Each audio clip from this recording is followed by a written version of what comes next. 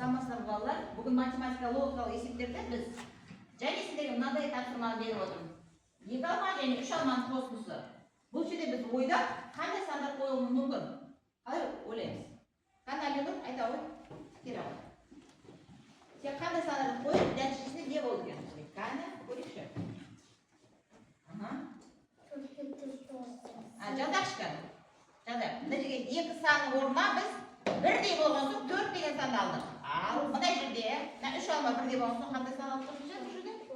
Ондықтан қойып отырмыз. Ондықтан 1 ондық, 2 ондық, 3 ондық. Енді балалар, ал Алинұр не дейді? 4 пен 4-ні қосындысы 8.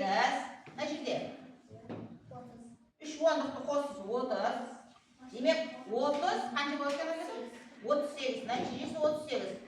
Біз мына бүгінгі тапсырмада Алинұр 38 деген нәтиже шығарып тұр. Ал бұл жерде басқа да тапсырмалар орындауға болады екен.